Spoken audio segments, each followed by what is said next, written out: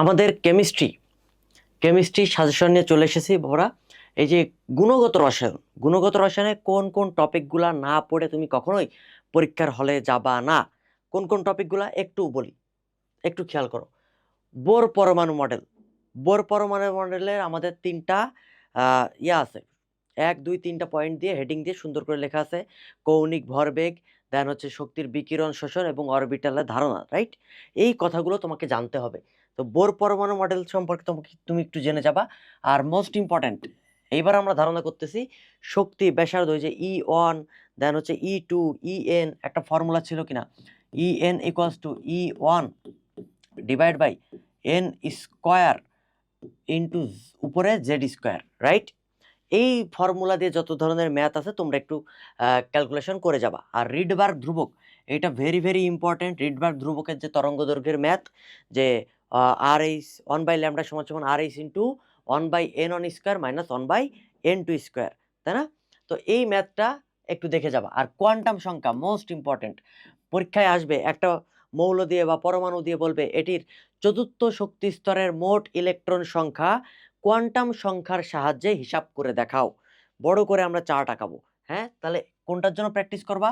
এক, n=4 হলে আর n=3 হইলে এই দুইটা একটু প্র্যাকটিস করবা, ঠিক আছে? যে চতুর্থ কক্ষপথে মোট অরবিটাল বা ইলেকট্রন সংখ্যা কোয়ান্টাম সংখ্যার সাহায্যে দেখাও, বা তৃতীয় শক্তি স্তরে সর্বোচ্চ ইলেকট্রন ধারণ ক্ষমতা কোয়ান্টাম সংখ্যার সাহায্যে দেখাও। এই প্রশ্নগুলো কিন্তু ফ্রিকুয়েন্টলি আসে। আয়ন শনাক্তকরণ বেসিক্যালি গ ঘর জন্য না, খ নম্বর 2 মার্কের প্রশ্নের জন্য আসে। কোনগুলো একটু দেখে যাবা। দেখো, আয়ন শনাক্তকরণের জন্য Fe, আয়রন 2+, 3+, ওকে, কপার, অ্যালুমিনিয়াম, অ্যামোনিয়াম NH4+, ঠিক আছে?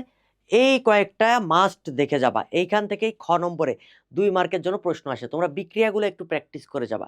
এখানকার বিক্রিয়া কিন্তু মনে থাকে না কোনটা কি কালার দেয়, ঠিক আছে? দ্রাব্যতার ম্যাথ ভেরি ভেরি ইম্পর্টেন্ট, দ্রাব্যতার ম্যাথ পরীক্ষাতে আসবে, ওকে?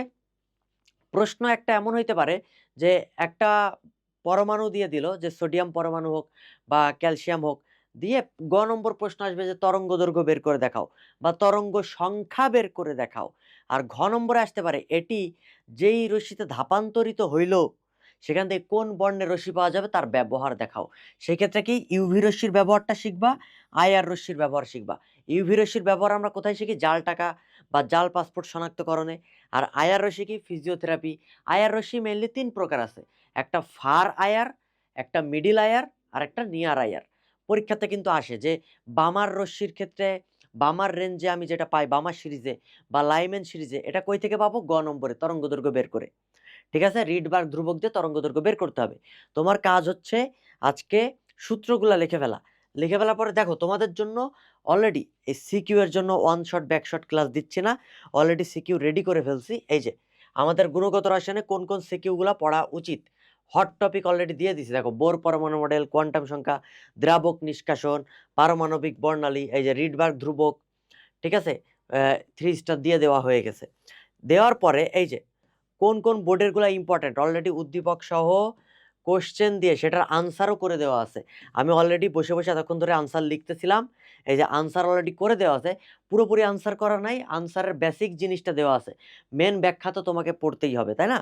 তুমি জাস্ট এইটা সম্পর্কে একটু ধারণা নিয়ে যাও যে এই ধরনের প্রশ্নগুলো আসতে পারে, ওকে? এই যে সুন্দর করে এই পিডিএফটা তোমাদের জন্য রেডি করা হয়েছে, আমি দিয়ে দিচ্ছি, আমি ড্রাইভ লিঙ্কে কমেন্ট বক্সে দিয়ে দিচ্ছি।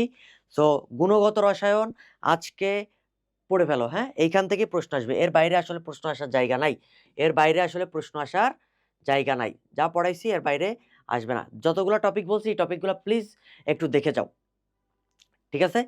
তাহলে সবাই ভালো থাকো, সুস্থ থাকো। আমাদের গুণগত রসায়ন, এর মধ্যে আমি তোমাদের ইয়াও দিয়ে দিছি যে দ্রাব্যতার ম্যাথ কিভাবে সলভ করতে হয়, এটার আলাদা একটা ভিডিও দেওয়া হয়েছে, ঠিক আছে? আর প্রত্যেকটা টপিক বেসড এমসিকিউ এর জন্যও কিন্তু আমরা ভিডিও দিছি, চাইলে দেখতে পারো। তবে আগে সিকিউটা কমপ্লিট করো, হ্যাঁ?